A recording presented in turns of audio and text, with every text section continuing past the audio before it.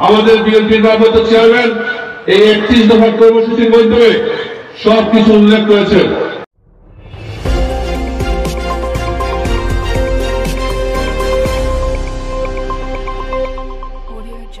আগের যে সরকার, সেই সরকারের পররাষ্ট্রমন্ত্রী বলেছিল ভারত বাংলাদেশ স্বামী স্ত্রীর সম্পর্ক। ভারতের প্রধানমন্ত্রী বাংলাদেশের অবৈধ প্রধানমন্ত্রী স্বামী স্ত্রীর সম্পর্ক ছিল। আজকে ছাত্র জনতার অভ্যুত্থানে আজকে প্রাণ বাঁচানোর লক্ষ্যে আজকে বাংলাদেশে পালিয়ে স্বামীর বাড়ি ভারতে আশ্রয় নিয়েছে। বন্ধুরা আমার, আজকে খুনি হাসিনা ভারতে পালিয়ে গেলে কি রক্ষা হবে? খুনি হাসিনা ভারতে পালিয়ে গেলেও স্বামীর বাড়িতে গিয়েও তোমার রক্ষা হবে না। এই দেশে তুমি কোন হত্যা করেছো, এই দেশের মানুষকে হত্যা করেছো, অতএব তুমি হত্যাকারী।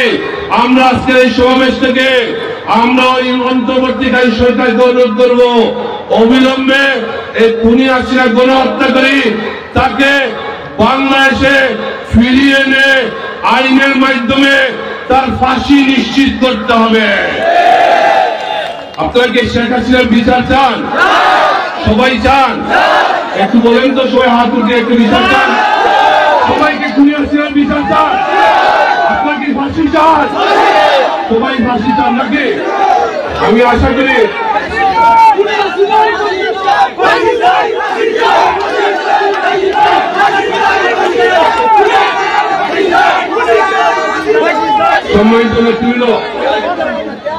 আমরা শুধু খুনি হাসিনার বিচার চাই, ফাঁসি চাই।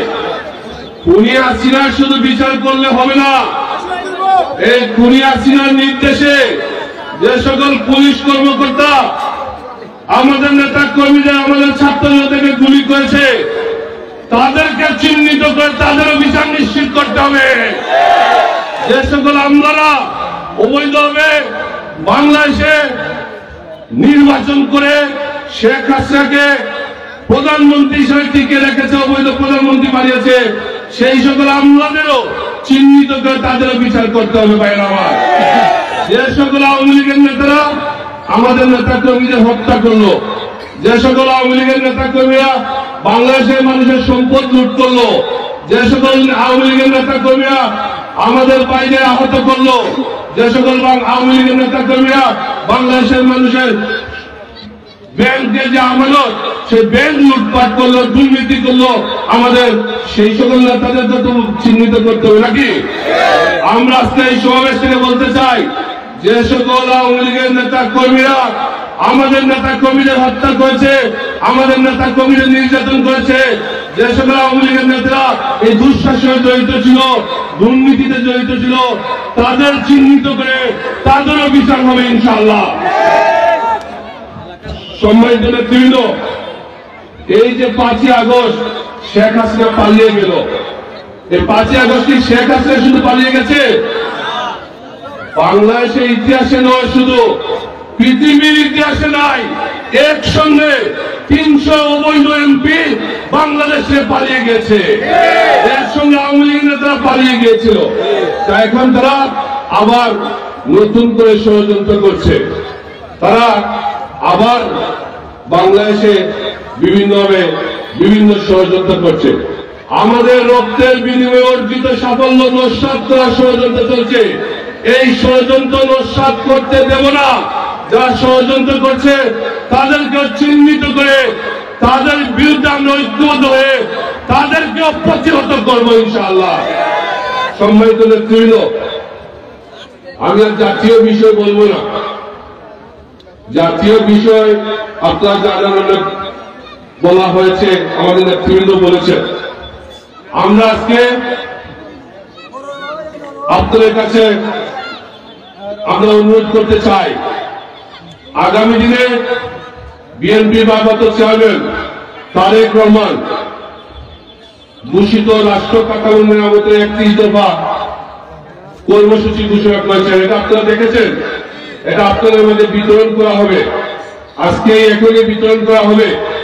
এই যে রাষ্ট্র কাঠামো মেরামতের 31 দফা কর্মসূচি, আমাদের বিএনপির ভারপ্রাপ্ত চেয়ারম্যান এই 31 দফা কর্মসূচির মাধ্যমে সবকিছু উল্লেখ করেছেন। আমরা মনে করি এই 31 দফা কর্মসূচি বাস্তবায়ন করতে হবে। আমরা যদি এই শহীদের রক্তর বদলা নিতে চাই, বাংলাদেশকে দুর্নীতি মুক্ত করতে চাই, বাংলাদেশকে আমরা গণতন্ত্র প্রতিষ্ঠিত করতে চাই, বাংলাদেশে আইনের শাসন প্রতিষ্ঠিত করতে চাই, বাংলাদেশে নিরপেক্ষ নির্বাচন করতে চাই, তাহলে এই 31 দফা কর্মসূচির মাধ্যমে সবকিছু সম্ভব। আমাদের নেতা এই বিএনপির চেয়ারম্যান তারেক রহমান এই 31 দফা কর্মসূচি বাস্তবায়নের লক্ষ্যে আমাদের কাজ করতে অনুরোধ করেছেন। আমরা আজকে আপনাদেরকে বলবো, আমরা আগামী দিনে এই 31 দফা কর্মসূচি বাস্তবায়নের মাধ্যমে আমরা আমাদের এই শহীদের রক্তের বদলা নেব ইনশাআল্লাহ। সম্মানিত নেতৃবৃন্দ, আজকে বাংলাদেশের যে অবস্থা, অন্তর্বর্তীকালীন সরকার ক্ষমতা আছে, আজকে অন্তর্বর্তীকালীন সরকারের যে কার্যক্রম সেটা আমরা সমর্থন করছি, তাদেরকে আমরা সমর্থন করে ক্ষমতায় এনেছি।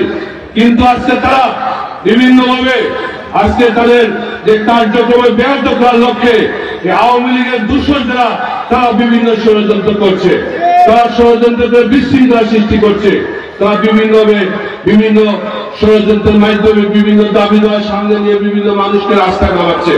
তা আমরা অন্তর্বর্তীকালীন সরকারকে অনুরোধ করবো, আপনাদেরকে বাংলাদেশের মানুষ সমর্থন করেছে, অতএব আপনারা নির্ভয়ে আপনারা বাংলাদেশের মানুষের চিন্তা আপনারা বুঝে আপনারা কার্যক্রম পরিচালনা করেন। আমরা আপনাদেরকে সমর্থন করেছি, বাংলাদেশের মানুষ সমর্থন করেছে। যারা বিশৃঙ্খলাকারী, যারা বাংলাদেশে বিশৃঙ্খলা সৃষ্টি করে আবার অপপ্রচার করছে, তাদের বিরুদ্ধে আপনারা সক্রিয় ভূমিকা পালন করে বাংলাদেশে একটি সুন্দর পরিবেশ তৈরি করবেন, সেই আশীর্বাদ করছি। আজকে অন্তর্বর্তীকালীন সরকারের কাছে বলবো, আজকে যে অবস্থা সৃষ্টি হয়েছে, নিত্য প্রয়োজনীয় দ্রব্যমূল্যের দাম বৃদ্ধি পেয়েছে।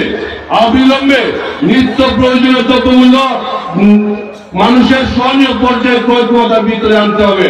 নিত্য প্রয়োজনীয় দ্রব্যমূল্য কমাতে হবে, আইন শৃঙ্খলা পরিস্থিতি উন্নতি করতে হবে, অবিলম্বে দ্রুত নির্বাচনের ব্যবস্থা করতে হবে।